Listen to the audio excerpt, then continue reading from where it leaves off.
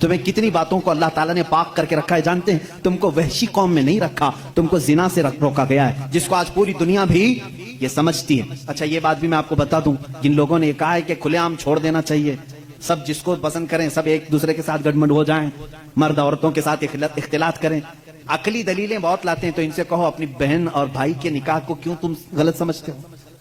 کر لینا چاہیے پھر نہیں۔ آج پوری دنیا اس کا انکار کرتی ہے، بھائی اور بہن کا ریلیشن نہیں ہو سکتا نکاح میں، نہیں ہو سکتا، حالانکہ عقل کے اعتبار سے کیا ہے، وہ مرد ہے یا عورت ہے، مل جانا چاہیے، نہیں اسی طرح کے اسلامک ویڈیو دیکھنے اور سننے کے لیے ہمارے چینل کو سبسکرائب کرنا چاہیے۔ میرے عزیز و اسلام اخلاق ہی تو سکھاتا ہے، اخلاق ہی تو سکھاتا ہے کہ ہم مردوں کو یہ حکم دیتے ہیں ہر ایک عورت کے ساتھ تم دست درازی نہیں کرو گے، بلکہ وہی عورت تمہارے لیے حلال ہوگی جس کے ساتھ نکاح کا ایگریمنٹ کر کے آؤ گے۔ ہم ہر عورت پر اپنے ہاتھ چلانے اور اپنے حکم جھاڑنے کی بات نہیں کرتے، بلکہ وہی عورت تمہاری زندگی کا ہم سفر بنتی ہے جس کو تم نے سب کے سامنے علل اعلان قبول کیا ہے۔ ہم چھپ کر کے کسی عورت کو لے جانے کے قائل نہیں، بلکہ میرے آقا نے فرمایا جب نکاح ہو تو اعلان کرو، سب کو اعلان کر کے بتاؤ کہ میں فلاں کے ساتھ اب وابستہ ہو چکا ہوں۔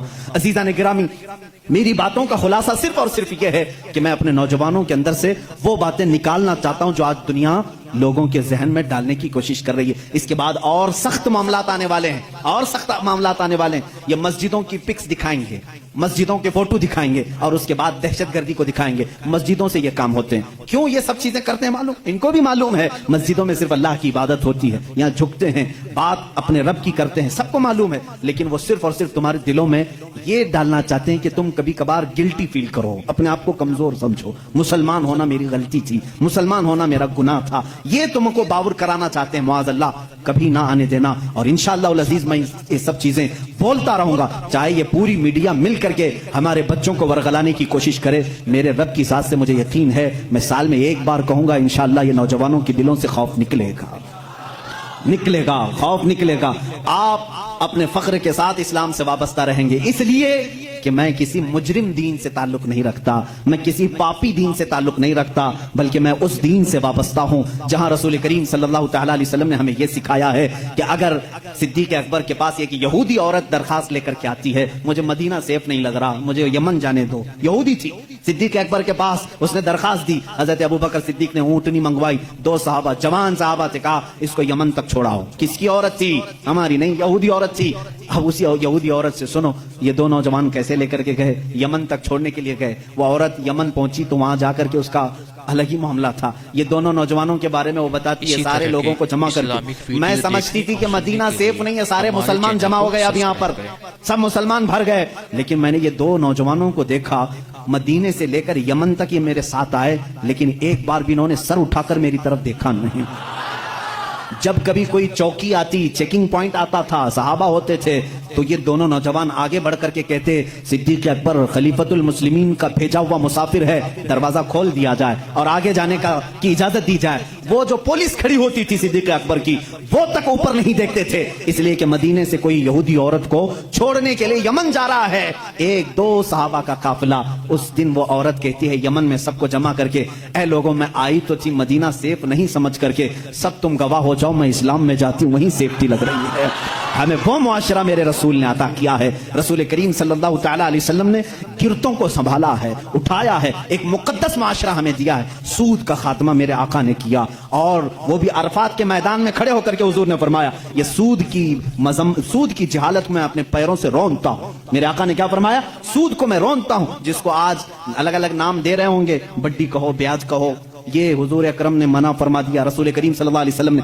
اور آج یہ ترقی یافتہ دنیا جس کو آج کہہ رہے ہیں، چاہے وہ امریکہ ہو، اسرائیل ہو، یورپ ہو، یہ سب کے سب آج سودی نظام پر چل رہے ہیں، پورا کا پورا۔ ان کے کریڈٹ کا جو سسٹم ہے، سود کا جو نظام ہے، پوری دنیا کو سود کھلا رہے ہیں آج۔ ساری بینکوں کا نظام انہوں نے سودی بنا کر رکھا ہے۔ کیا یہ زور زبردستی نہیں ہے؟ ایک ضرورت مند کو پیسے دینا اور اس کی زمین ہڑپ لینا، اس سے زیادہ مانگ لینا۔ اسلام تو یہ کہا ہے کہ اگر کسی کو قرض کی ضرورت ہے تو بغیر ایک روپیہ بھی فائدہ دیے اسے قرض دے سکتے ہو، تو یہ اسلام ہے۔ بلکہ حضرت عمر کے زمانے میں ایک ایسا شخص بھی آ گیا جو کسی سے قرضہ لیا تھا، دے نہیں رہا تھا، اس نے آ کر کے مقدمہ کر دیا حضرت عمر کے پاس، اور وہ رونے لگا، جو قرض دار تھا وہ رونے لگا، پیسے کچھ بھی نہیں ہے۔ مدینے والے نے مقدمہ کر دیا کہ یہ باہر کا آدمی ہے، مجھ سے قرضہ لیا، باہر کا آدمی ہے، مدینے کا نہیں۔ حضرت عمر نے کہا پیسے واپس کر رہا ہے یا کیا کرے گا؟ کہا میں اپنے گاؤں جا کر کے لے کے آ سکتا ہوں, میرے پاس تو نہیں ہے. کہا تو گاؤں جا کر واپس آئے گا, کیا گارنٹی؟ یہاں بھی بینکیں گارنٹی لیتی ہیں نا. عمر فاروق رضی اللہ تعالیٰ نے پوچھا کوئی گارنٹی ہے؟ کہا مجھے مدینے والے کوئی بھی نہیں جانتے. ہاں وہ تھا مسلمان یا جو بھی رہا ہو, مجبور تھا, مظلوم تھا, پیسے نہیں تھے. پوچھا مدینے والوں میں سے کوئی اس کی گارنٹی لے گا, کوئی گارنٹر بنے گا, ضامن بنے گا؟ تو کوئی نہیں تھا. ایک صحابی اٹھے حضرت ابو درداء, کہا حضرت عمر سے کہ میں اس کی گارنٹی لیتا ہوں. کہا کتنے دن کی؟ کہا اس شخص سے پوچھا گیا کب تک آئے گا؟ کہا 2 دن میں آؤں گا. حضرت عمر نے کہا ابو درداء تم نہیں پہچانتے اس کو, اگر یہ 2 دن بعد نہیں آیا تو تجھے جیل میں ڈالیں گے, تیار ہے؟ کہا ٹھیک ہے تیار ہو. وہ چلا گیا. 2 دن گزر گئے, پھر عدالت لگی. وہ جس کا قرض تھا وہ بھی آیا تھا, ابو درداء بھی آئے ہوئے ہیں. تھوڑی دیر گزری, مغرب کا وقت ہوا, وہ شخص آ گیا, پیسے لے کر کے آیا حضرت عمر کے پاس. کہا بڑا احسان آپ کا, آپ نے 2 دن کا ٹائم دیا, میں اپنا قرض لے کر کے واپس آ گیا ہوں. تھوڑا سا قرض تھا, اس پر انٹرسٹ نہیں, جتنا لیا تھا اتنا لا کر دیا, معاملہ ختم ہوا. لیکن اچانک جانتے معاملہ بدل گیا. جس کا قرض تھا وہ آیا حضرت امیر المومنین کے پاس, کہا میں معاف کرتا ہوں, مجھے نہیں چاہیے پیسے اس کے, اس کو واپس دے دیں, یہ غریب ہے, ضرورت مند ہے, دے دیں اس کو. حضرت عمر نے کہا یہی بات 2 دن پہلے کیوں نہیں کی؟ وہ گیا گاؤں جا کر کے لے کے آیا, آج تم اس کو معاف کر رہے ہو؟ کہا امیر المومنین سے, امیر المومنین میں گھر گیا تو اس کے بعد مجھے ایسا لگا دل میں کہ ایک مجبور جو قرض میں پھنسا ہوا ہے, اگر میں آج معاف نہیں کرتا تو کہیں دنیا یہ تانا نہ دے دے کہ محمد کے غلام معاف نہیں کرتے. میں نے صرف میرے آقا کی طرف توجہ کی, اس لیے میں نے آج معاف کر دیا کہ کوئی انگلی میرے رسول کی طرف نہ اٹھائے. حضرت ابو درداء اسی وقت کھڑے تھے.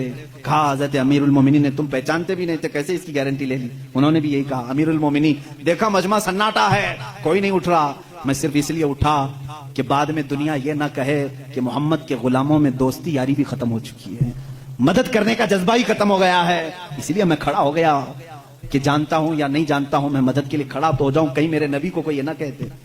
وہ شخص جو قرضہ لے کر کے آیا امیر المومنین نے اس سے پوچھا آخر تو گیا تھا, جا سکتا تھا, غائب ہو گیا, تجھے کون پکڑنے آتا؟ اس نے کہا امیر المومنین 2 دن سے اسی بے چینی میں تھا, چاہتا تو بھاگ جاتا, اسی لیے لوٹ آیا کہ بعد میں دنیا یہ نہ کہے کہ محمد کے غلام وعدہ خلافی کرتے ہیں, غدار نہ کہیں رسول کے غلاموں کو, اس لیے ہم لوٹائے. میرے نبی نے وہ اسلام دیا ہے, سود کے نظام کو ختم فرمایا ہے, اور حضور صلی اللہ علیہ وسلم نے فرمایا زور زبردستی کسی پر نہیں. ہمارے ہاں کسی کالے پر کسی گورے کو فضیلت نہیں, کسی لمبے کو کسی ناٹے پر فضیلت نہیں, کسی بھی بڑے آدمی کو امیر کو غریب پر فضیلت نہیں, بلکہ ہمارے ہاں فضیلت اگر ہے کسی کو صرف تقوی اور پرہیزگاری پر ہے. آج جو اسلام پر پھونکتے ہیں وہ اپنی زمین نہیں سنبھال پا رہے. امریکہ میں کالے گورے کی لڑائی آج بھی چل رہی ہے, آج بھی چل رہی ہے. رائٹس اتنے ہیں, گورے کالوں کو مار رہے ہیں, کالے گوروں کو مار رہے ہیں. تم 14 صدیوں کے بعد اس ترقی یافتہ زمانے میں کالے گورے کا فرق نہیں مٹا سکے.